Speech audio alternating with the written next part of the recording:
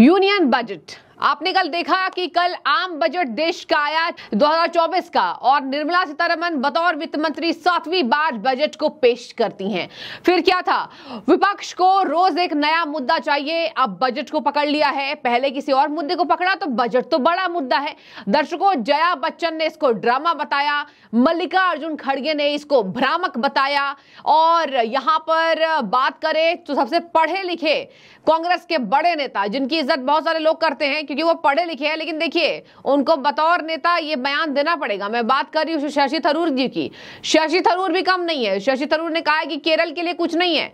हमें उम्मीद थी कि स्वास्थ्य के मुद्दे पर केरल के लिए इस बजट में कुछ होगा। अब देखिए दर्शकों, आज भयंकर हंगामा, कल ही आपको पता था कि कल पूरा ऑपोजिशन बजट को लेकर यहां संसद के बाहर हंगामा करने वाला है। और कल भी आपने देखा कि कैसे निर्मला सीतारमण बोल रही थी, और तब विपक्षी सांसदों ने कहा कि हम तो भैया बॉयकॉट करेंगे।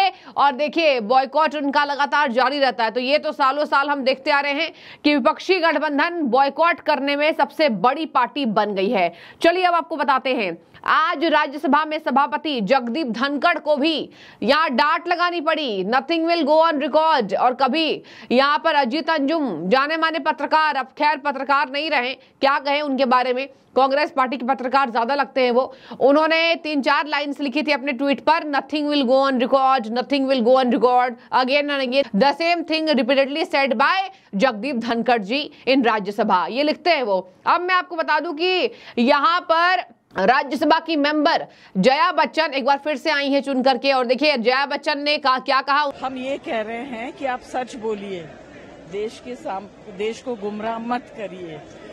यूथ को जो आपने प्रॉमिस किया है नौकरियों का, जो पहले से लोग वेट कर रहे हैं, क्या उनको भी अकोमोडेट करके किया है, या ये अलग से 50,000 है? ये सब बेकार की बात है। How are you going to create these jobs? States को तो आपने कुछ दिया नहीं, बिहार को भी गुमराही किया है। क्या दिया है बिहार को? बहुत खुश हो रहे हैं बिहार के लोग। उनके कार्यकाल को देखिए, वो कार्यकाल उनका समाप्त हुआ, फिर से वो सदन में बनी रही। क्या कह रही हैं? कह रही हैं कि सर आपसे बड़ी आग्रह है हमें, और कि आप हमेशा अपोजिशन को शांत कराते हैं, ये मुझे बड़ा दुख दे रहा है। लेकिन आपको बता दें, निर्मला सीतारमण ने एक यहां पर सांसदों के हंगामे पर बड़ा पलटवार किया है। बताऊंगी आपको वित्त मंत्री ने क्या क्या कहा है। सभी राज्यों का नाम नहीं लेने पर वित्त मंत्री निर्मला सीतारमण ने विपक्षी सांसदों को लताड़ लगाई है और कहा है कि आप मुझे याद मत दिलाइए, यहां पर सालों साल कितने दशक कांग्रेस पार्टी ने राज किया है। तो क्या कांग्रेस पार्टी की वित्त मंत्री ने, कांग्रेस पार्टी में जितने वित्त मंत्री रहे हो देश के लिए, क्या उन्होंने सभी राज्यों का नाम बजट में लिया है? अरे भैया, कैसे पॉसिबल है कि हम बजट पेश कर रहे हैं, भाषण देना पड़ता है, बजट में सब कुछ ब्रीफ करना पड़ता है, इतने राज्य है देश में, आप सभी राज्यों पर फोकस करेंगे क्या? साफ वित्त मंत्री निर्मला सीतारमण का यह कटाक्ष, विपक्षी सांसदों के बॉयकॉट, बजट का विरोध और सरकार के विरोध में है। दर्शकों, आपको मैं पॉइंट वाइज बताती हूं। अखिलेश यादव ने कहा है कि लखनऊ का गुस्सा दिल्ली में दिख रहा है। लखनऊ का गुस्सा मतलब वो भड़काना चाह रहे हैं, लखनऊ वासियों को ही नहीं, पूरे यूपी को भड़काना चाह रहे हैं Akhilesh Yadav.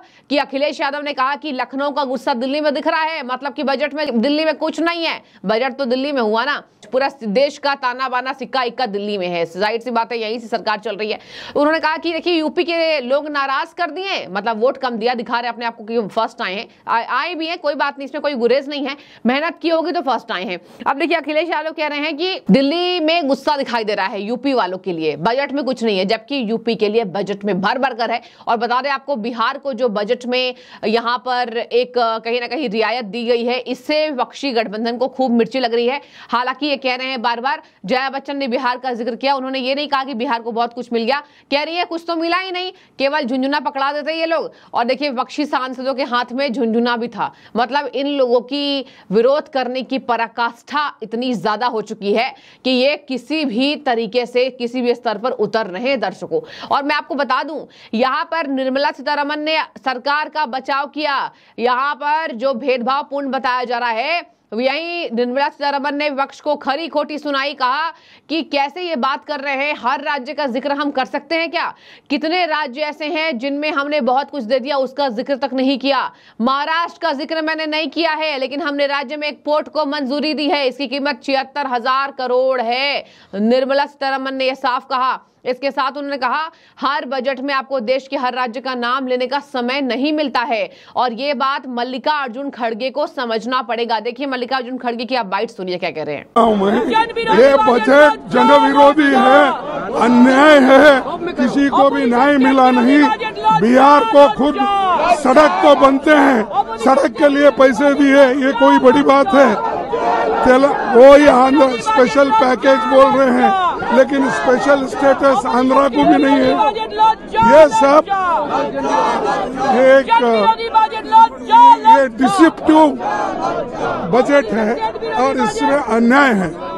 No, let us will protest, then will see. सुना आपने, ये कह रहे हैं भ्रामक है, इनके पीछे से हल्ला हो रहा है, जन विरोधी बजट है। ठीक है, आप बताइए कहां जन विरोधी है?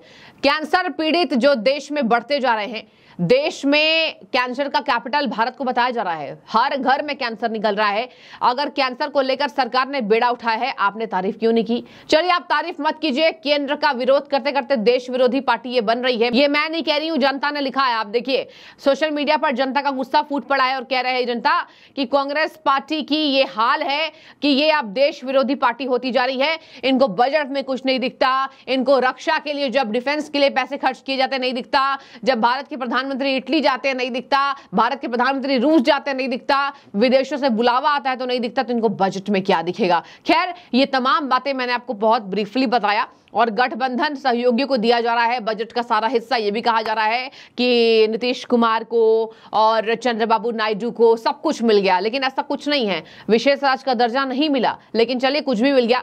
अब अगर वो सरकार के सहयोगी हैं, जाहिर सी बात है कहीं ना कहीं आपको बात माननी पड़ेगी, और वो मानी सरकार ने। लेकिन ऐसा नहीं है कि केवल बिहार और आंध्र के लिए है, सारे राज्यों के लिए है। लेकिन यहाँ पर देश का बजट ये एकदम बिल्कुल कांग्रेस पार्टी के लिए कलंक बनता जा रहा है। कांग्रेस पार्टी ने इसको कलंक है, कोई बजट नहीं है। आप तमाम सांसदों की इनकी प्रतिक्रिया सुनिए। बजट को लेकर लगातार हंगामा, इनका एक ही लक्ष्य, संसद में हंगामा। लेकिन अब देखते हैं सरकार कैसे इसको संभालती है। आपकी क्या राय है, आप जरूर कमेंट कीजिएगा। शुक्रिया आपका। ये बजट जन विरोधी है, अन्याय है, किसी को भी न्याय मिला नहीं। बिहार को खुद सड़क तो बनते हैं, सड़क के लिए पैसे दिए, ये कोई बड़ी बात है? वो ही आंध्र स्पेशल पैकेज बोल रहे हैं, लेकिन स्पेशल स्टेटस आंध्रा को भी नहीं है। ये सब ये डिसेप्टिव बजट है और इसमें अन्याय है। No, let us will protest, then will see. हम ये कह रहे हैं कि आप सच बोलिए, देश को गुमराह मत करिए। यूथ को जो आपने प्रॉमिस किया है नौकरियों का, जो पहले से लोग वेट कर रहे हैं, क्या उनको भी अकोमोडेट करके किया है, या ये अलग से 50,000 है? ये सब बेकार की बात है। How are you going to create these jobs? States को तो आपने कुछ दिया नहीं, बिहार को भी गुमराही किया है। क्या दिया है बिहार को? बहुत खुश हो रहे हैं बिहार के लोग।